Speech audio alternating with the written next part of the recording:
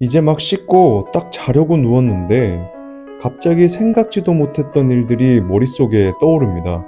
걔가 했던 말의 의미가 뭘까? 하며 낮에 친구와 나눴던 사소한 이야기가 떠오르고 잊었다고 생각했던 어릴 적 친구들 앞에서 창피를 당했던 기억이 스멀스멀 올라오는 겁니다.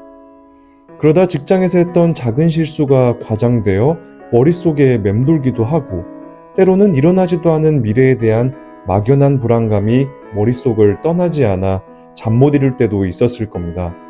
아, 그만 생각하자 하고 고개를 연신 흔들어 보지만 오히려 그 생각들이 더 강렬해지곤 했을 겁니다.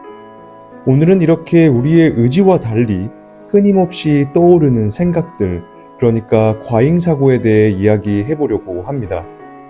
그렇다면 우리는 왜 이런 과잉사고에 빠지는 걸까요? 그리고 과잉사고를 줄이는 방법은 무엇이 있을까요? 이 질문에 대한 답을 오늘 여러분들과 함께 찾아보도록 하겠습니다. 대부분의 사람들은 생각 없이 사는 것보단 생각을 많이 하고 사는 것이 낫다고 할 겁니다. 왜냐하면 주변에서 흔히 조언하는 걸 보면 더 신중히 고민하고 결정하는 것이 좋다고 하기 때문입니다. 물론 사고하는 능력은 대단히 중요합니다. 하지만 생각이 과도해질 때 문제가 발생한다는 겁니다. 과잉사고란 한 가지 생각이 반복적으로 떠오르고 그 생각을 멈추거나 통제할 수 없는 상태를 말합니다. 그 생각의 중심에는 주로 과거의 후회나 미래에 대한 불안이 자리 잡고 있을 겁니다. 아, 그때 왜 그렇게 했을까? 라는 과거에 대한 후회, 혹은 이런 일이 생기면 어쩌지? 라는 불확실한 미래에 대한 걱정들 말입니다. 과잉사고는 단순히 머릿속의 문제로 끝나지 않고 우리의 심리와 신체에 큰 영향을 미친다는 겁니다. 과잉사고로 인해 발생하는 부정적인 생각들은 지속적인 스트레스로 불안감을 높입니다.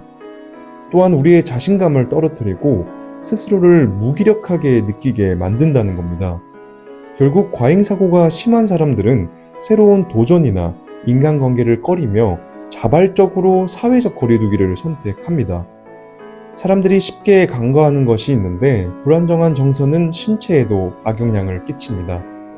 자야 할 시간에 지나치게 많은 생각을 하면 양질의 수면을 확보할 수가 없고 생각으로 인한 에너지 소모가 되어 늘 만성 피로를 달고 살게 됩니다.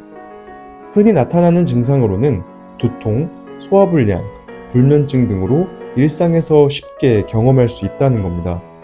그렇다면 우리는 왜 이런 생각의 늪에 빠지는 걸까요? 그 이유를 세 가지 정도로 정리해 보겠습니다. 첫 번째는 통제 욕구입니다. 우리는 본능적으로 모든 것을 통제하고 싶어 합니다.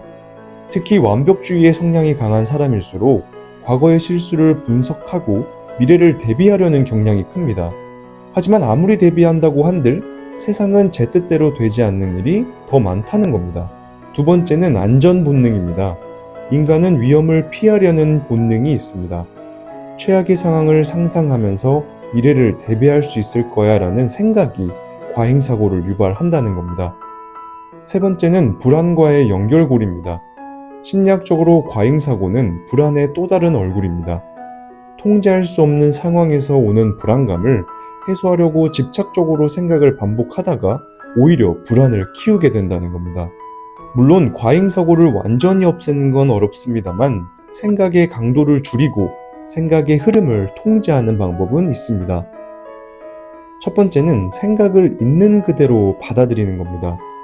만약 누군가가 여러분들에게 코끼리 생각하지 마 라고 말했다면 여러분들은 그 즉시 코끼리를 떠올렸을 겁니다. 따라서 생각하지 말아야지 라고 결심할수록 오히려 그 생각에 사로잡히게 된다는 겁니다.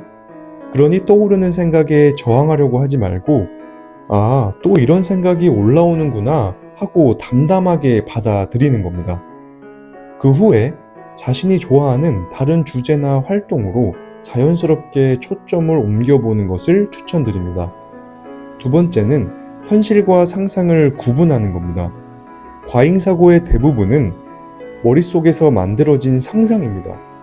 상상이 마치 현실처럼 느껴질 때 이건 내가 머릿속으로 만들어낸 이야기일 뿐이야 라고 스스로에게 확인시켜줘야 한다는 겁니다. 세 번째는 생각의 질문을 바꾸는 겁니다. 왜 그랬을까? 라고 하는 대신에 그래서 어떻게 하면 좋을까로 바꾸고 만약 이러면 어떡하지? 라기보다 지금 내가 할 수 있는 건 뭐지? 라고 질문을 바꾸는 것만으로도 생각의 방향이 완전히 달라질 수 있습니다. 끝으로 드리고 싶은 말씀은 과잉사고는 지금 이 순간에도 누군가가 겪고 있을 아주 자연스러운 현상입니다. 여기서 우리가 기억해야 할 것은 생각을 억지로 없애려고 할 필요가 없다는 겁니다. 생각하지 않으려고 애쓰는 대신 다른 주제를 선택하고 새로운 생각의 흐름을 다른 방향으로 이끌어가는 것이 중요하겠습니다. 그럼 오늘도 시청해줘서 감사드리며 생각의 늪에서 조금이나마 벗어나는데 도움이 되시길 바랍니다. 이상 편안한 심리학의 시작, TA 심리학이었습니다. 감사합니다.